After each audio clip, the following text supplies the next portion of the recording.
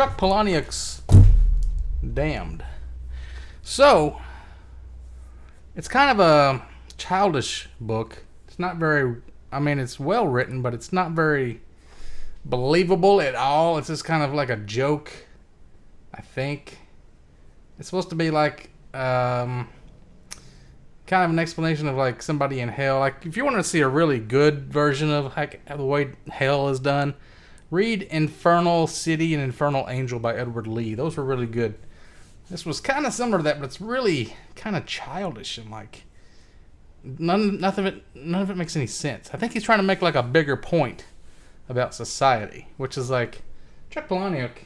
He's known as, he calls it transgressional fiction, is what he writes. It's like supposed to piss people off, supposed to really like walk the edge of what's allowed and sort of like kind of crazy. Like he wrote Fight Club, and he wrote some other books like Choke, which was about a guy who would like intentionally try to choke himself, or like he would go to restaurants and get choked on food and then sue the restaurant. Like people that are kind of like really out there weirdos in society that it's kind of like insane, like serial killers and child molesters, that kind of a thing. People are just really on the edge. So, Damned is about a 13-year-old girl that she's the child of super wealthy elite movie stars like Angelina Jolie and Brad Pitt, but they have different names. They're called Spencer, I think is their name. Anyway, it's fake people. And he really makes them look bad because he really goes into detail about the kind of stuff they waste money on. Like the woman is supposed to be doing like an Oscar award speech, and she gets like all these thousands of envelopes that have like gold trim so she can practice opening the envelope so when she goes on stage she doesn't look stupid, and reading out the names of stupid movies and stuff. But that's just like the least of it. Like they have houses all over the world, $1 million estates in various countries like you would want to have a house in if you're super wealthy. And she has like a tablet that she just watches her maids in these other houses, and she like fucks with them, and she like tries to trap them in rooms because she can turn the locks on and off, she can turn the air conditioning on and off. And most of these places, they just waste electricity like crazy. They just leave everything super cold. They have like HEPA filters and like static filtration to keep the dust from even settling on the room.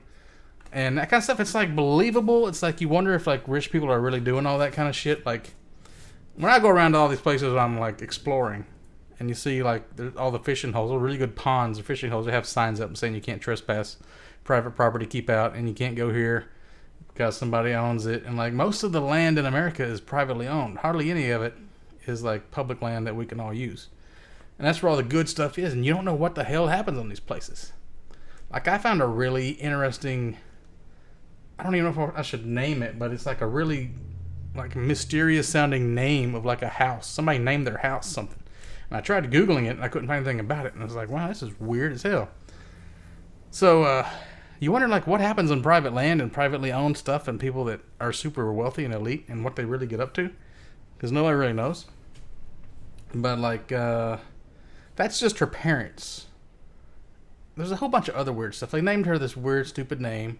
They always like tell the public that she's 8 years old when she's really 13-year-old because I guess celebrities want their kids to stay young as long as they can. I don't know why. So even when she dies, they have the wrong date on her grave. So she goes to hell. This is his explanation of what hell is like. She's in this cage. The cage is super grimy and dirty. If you touch it, it's really gross and everything's gross. And he keeps mentioning these expensive shoes, which I didn't know what that was all about until I looked at like Wikipedia and I saw that Chuck Palahniuk came out as gay in 2008. So maybe that's something gay guys are into. It's like really expensive brands of shoes. Like I don't know why they'd be into women's shoes if you're gay. It seems like you'd all be focused on men. But has anybody ever heard of Moloko Blahnik? Is that what it's called? Not Moloko. I fucking knew this like how many times? He says it like in every page almost. Oh, one of the things is they make you watch The English Patient in hell all the time. Malano Blahnik shoes or something like that. One character's always wearing like knockoffs of those. And the main character, the 13-year-old girl, she's always wearing Bass Weejan penny loafers. Anybody ever heard of that? If you Google it, they're like $1,000 shoes or something. But I guess if you're gay, you know that. I don't know. Anyway, I guess when you die, you keep all the clothes that you were wearing when you died.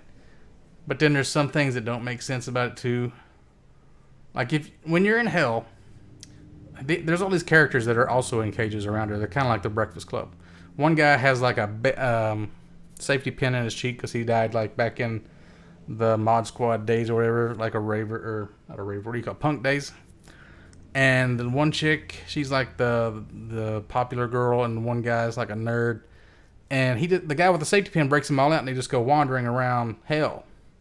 And they explain that like all the demons in hell, they'll just like attack you and kill you if they want to.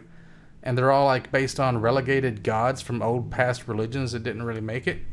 And they say like in the future, Jesus is going to be wandering around hell as one of these relegated gods. Like all those like Greek ones, like all these weird religions of gods. And one of them turns out to be this giant that they end up climbing on like Gulliver's Travels. And the punk rock kid gets his head stuck in her vagina or something. And he like gets her off, like licking her clit or something. And like then they use her as a vehicle and they start driving her around. It's really fucked up. And there's all these things like there's a big waterfall of poop, the shit waterfall, and there's like a desert of fingernail clippings. There's an ocean of wasted sperm, and there's like a swamp of partial birth abortions. So there's like all these things that is like, it's kind of like childish ideas, like all this stuff from the earth. If you throw your fingernail clippings away or you jack off in a bush or something, it all like seeps down into hell and accumulates in these places. And another thing that you do if you're in hell is that they say that you can't communicate with the living. And then they say later on, oh, you can at Halloween. That might be in the second book. It's right at the end of this book.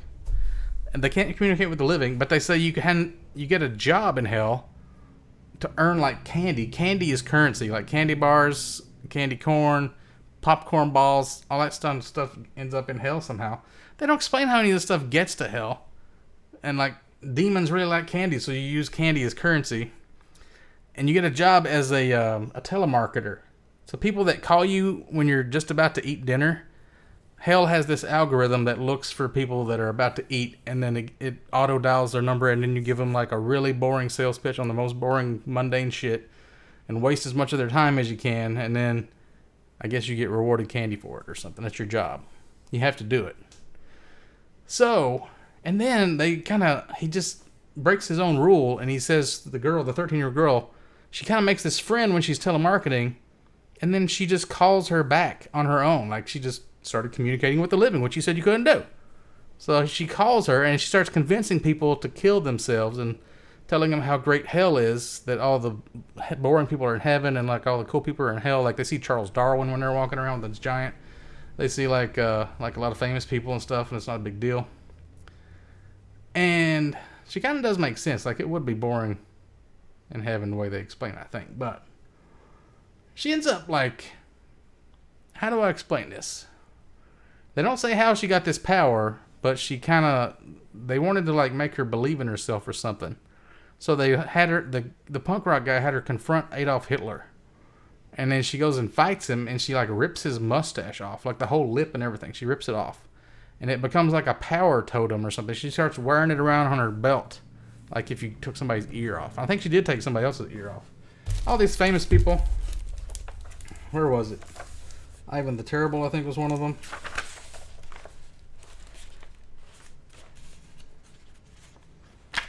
All these things. Oh, her parents are always trying to give her drugs. They're like huge hippies. They met at Woodstock and they fucked in the mud naked in front of everybody and got pregnant with her. Where does this say? Let's see, like really towards the end. Alright, so she got a belt of King Ethelred II, a dagger of Vlad the Impaler. She killed the Dracula. The rod of Galder Reyes, who murdered a bunch of kids. She's got all these like things that are like power totems.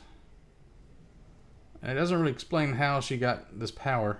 Oh, she sees John Benet Ramsey in hell. That's pretty cool. And she starts like gathering all these people, like an army following her around. Kind of like Game of Thrones, when Daenerys Targaryen did that. She's got Mongol hordes. She's got stormtroopers. She's got like all these people following her around. And I forgot what the point of it was, like what she was going to do with all this power. But I think they tried to kick her out of hell because she had all this power. Her parents named her Madison Desert Flower Rosa Parks Coyote Trickster Spencer. That's her stupid name. And she's also like fat. Or that she thinks she's fat, so maybe she's not fat, but just by like super wealthy elite standards she would be fat. So maybe she's not really bad looking or something. And she's always talking about like she knows all these like high, like long words. She knows like what a lot of words mean, even though she's just 13. So her parents have houses in Dubai, London, Singapore, Paris, Stockholm, Tokyo, and all these other places, and they like use all these Control-Alt commands to like change the. They can open the curtains and stuff. They can open the doors. They got Somali maids. And they adopted this kid. I forgot where it said he was from. Probably Somalia or somewhere like that. Like Angelina Jolie would. That's what makes me think it's based on them. And the kid, like, he doesn't want to play along with this whole game of being rich and elite and stuff. And he ends up... Like, the way Madison died was... She was, like, in love with him. And her parents gave her a bunch of condoms one time. Like Hello Kitty condoms, like a whole string of them. And somebody taught her this kissing game, they called it, and they tried to choke her where she pretty much died, and then they'd bring her back to life with CPR. And she was trying to get that guy that's her brother, that's adopted brother, to do it, and he choked her to death by accident. So then he goes to hell for that. And she meets him back in hell, and then she was like, oh, I've got my boyfriend here, and I got all my friends, and I got all these hordes. Like, it's the greatest thing in the world to be in hell. And then she kind of becomes like the savior or something. Like she's always trying to talk to Satan. All these chapters begin like, Dear Satan. And then she finds out Satan was like the chauffeur that brought her to hell in the first place. So then, I said there's the ocean of wasted sperm. This book, I'm just starting out. I'm like not even halfway through with it. Pretty sure the cover is her covered in sperm. Jizz. Because there's this part where she's on like a public restroom in the middle of an island on the highway, and like this black guy, I guess, maybe he wasn't black, but she says he sticks his dick through the hole. That she's like, she had to go into the men's room because it was the only thing available, and she had to go to the bathroom really bad. And this dude comes in and sticks his dick through the hole immediately, and she thinks it's like a turd because it's brown and shriveled up, and it grew. And then she started smacking it with this book. I think it was Voyage of the Beagle by Charles Darwin. And then he jizzed on her. And then, like, he's crumpled up in the corner, and he's like an old man. I haven't really gotten past that part yet to see what really happens, but, like, I'm assuming it's a black guy, unless it's like a white guy with a really tan dick that you could get it confused with a turd. But, like, it's really gross and weird. But Chuck Palahniuk, though, he's really good at, like, making rich people look bad and making people... I don't know how to explain it. He just like points out the flaws in humanity and like how we're wasting resources on stuff, and like his other books are kind of like that too. He takes things to the extreme and makes you think about how things are that you don't even probably experience. So yeah, I would check it out. It was really short. It took me like 2-3 days to read this. And this one I'm already pretty much halfway through it, and I just started like a day or two ago. So then I don't know what I'm going to read next. Probably the other Game of Thrones book that I'm next in line, or I don't know. Maybe that Jack Finney, Time Again or whatever.